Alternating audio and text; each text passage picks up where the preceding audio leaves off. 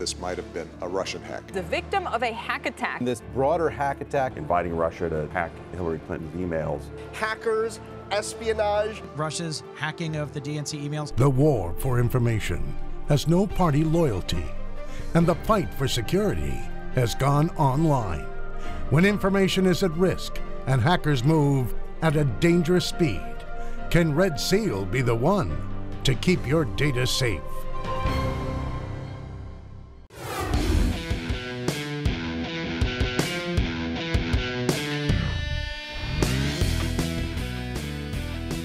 Anybody who pays even mild attention to the news knows that the need for cybersecurity has never been greater. Just this past summer, not only did the Democratic Party get hacked, but much worse, somebody hacked into the NSA, the National Security Agency, then leaked all the hacking tools that the NSA uses for actual espionage. That's like something out of Mr. Robot. At a time like this, executives at virtually every company under the sun realize they need to do more to protect their data. But cybersecurity comes with its own set of problems, namely, who watches the watchmen? How do we know that the companies we trust with our personal information are doing enough to keep it safe? Enter RedSeal, privately held, no, there's no stock associated right now, developer of risk management software. Normally, we only talk about public companies on the show. You know that. But tonight, we're going off the tape with RedSeal because I think this could be the next frontier in cyber protection. In a nutshell, RedSeal is an analytics platform that helps measure the effectiveness of its customers' online security.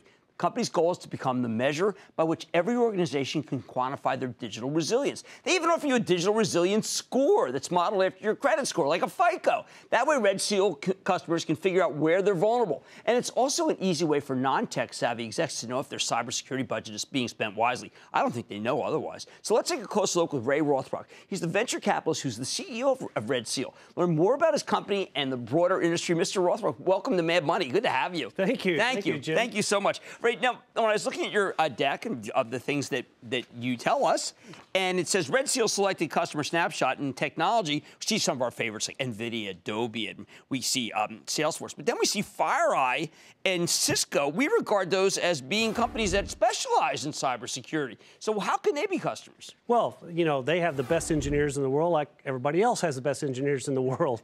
But they understand that the complexity of these networks needs something extra, and they need RedSeal, and they've used RedSeal. Cisco's been a customer for 5 years. Really? Okay, so they feel, I know they offer soup to nuts thing, but they want to be sure it's working, and you're the guy who tests it? Yeah, because we give an oversight over the whole infrastructure, not just the piece parts, but how it's all hooked together.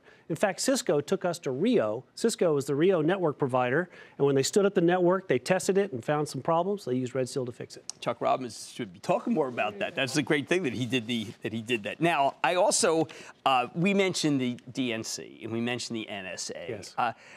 Should they have been able to spot the stuff that happened? Should they have been able to spot? They could have spotted it. They could have. And but the real problem is they should have spotted in advance how the stuff could have got under there and got into the hood. And that's something you could have actually. Yes, sir. We could have done that completely. Really? Yeah. You know that? We do. Jeez, I would have hired you. Thank you. Now, there's an outfit today. It's just kind of weird what happens in our world when I'm talking about the stock world. There's one of our favorite companies being acquired called St. Jude Med. And a short seller came out and said, listen, we can hack St. Jude. Now, we're talking about pacemakers. I mean, we're talking about something right out of the TV show Homeland.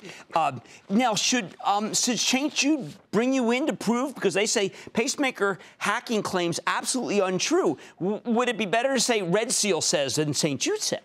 Would have been a lot better to say if RedSeal had said it, because we can verify that it's possible. And really? And that would just put the short. You could just say, listen, the short seller doesn't know what he's talking about. Well, he may know what he's talking about, but I could have helped St. Jude with RedSeal figure out how to stop it before it happened. How are you so confident? You know, we've done this. We've done this for hundreds of companies, and the U.S. government is a big customer of ours. Right. And it's all, you know, you can't be perfect. There's no such thing as a perfect protection. Right. So how do you deal with it? Well, you got to get the stuff inside. You got to understand where everything's flowing, and that's what we provided, that cover. So what goes into my digital resilience score? Well, there are three things that really matter there. First is configuration check. So you got all this equipment, network equipment. It's probably configured by really good people, but it may not be perfect. We can assign that. Vulnerabilities. That's what everyone talks about. Well, vulnerabilities are interesting, but you need to know where it is in the network. Is it reachable from the bad guys on the outside? We can tell you that. So why spend all your time scanning and fixing a host or a computer that's not reachable? That'd be a waste of your time and money. And the third thing, and this is what gets the CISOs quite nervous, is called the incomplete model. There's always a router that's routing around out and about that nobody knows about. And when we go in there and analyze that router's capabilities, we see it going places. Classic. We see this in every network. Firewalls all around, the firewalls are perfect. They have firewall management technology. Terrific. Some executives said, hey, by the way, I want this to route to my home.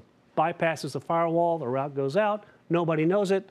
Executive moves on, the engineer moves on, it's forgotten. Right. And then we find it. But now you have your phone. I presume that's not because you're waiting for a call. No, I'm not waiting for a call, although it could be, you know. Yeah, that's a good point. You're like me. Yeah. Exactly what I would have said. But no, we have this. So we have this very complicated software, enterprise-grade software that analyzes large networks. We boil all that analysis down to one number, and you mentioned it in your introduction, the digital resilience score. And on there are the three things: vulnerability, config checks, and incomplete model. Not only that, do we score it and give you a number. I don't know if your credit score is 375, you probably have a problem. Right. So I don't have to explain what 375 means. Right. It's just an easier way than have to be a lot of tech mumbo jumbo. Exactly. We have those guys, and I don't understand what they're saying because they presume that I'm a cybersecurity. No, I'm the client. Yeah. I mean, I need a doctor to tell me not blah, blah, blah, but this is what you have. Yeah. And on that, we trend it over time. So this is an example of the network's getting better, and the green starts to shrink and the yellow goes up. So when green goes away, that's usually a bad sign. So you got a problem. So you're the CEO. In fact, every CEO you get on the show, you should ask them, how do they tell if their network's good? No, that's a great question. But it just got bad. So he can come to work in the morning, make a phone call or whatever, and say, fix this. All right, so let's go over some hackable things in a lightning round. Okay. Cars. Oh, definitely hackable. Really? Absolutely. Yeah. Planes. I hope not, but I think they are. The networks probably are not completely separated. Electrical grid, nuclear power plants. I worry big. That's my, people ask me this all the time. What do I worry? I worry about the power grid. I'm an old nuclear engineer from way back, so electricity is a big deal to me. And it's also a big deal in most of our infrastructure, not just the lights, everything. And so we have solved the notion, though, that it could be pacemakers if they don't. It could be, yeah. It really could. So that horrible scene in Homeland was true. Yeah, unfortunately it is. Wow. Okay, well, you've taught us a lot, and I love that. That's what I want to hear. That's what we want on our show. That's Ray Rothrock. He's the CEO and chairman of RedSeal. I hope you learned as much as I did about this. It's pretty fascinating and dangerous, and it should be solved. Mad Money's back after the break. Thank you. Booyah! Jim Cramer here from Mad Money. Thanks for watching CNBC on YouTube. Click here to subscribe and get the jump on my exclusives with CEOs, plus market news, investing advice, and a whole lot more.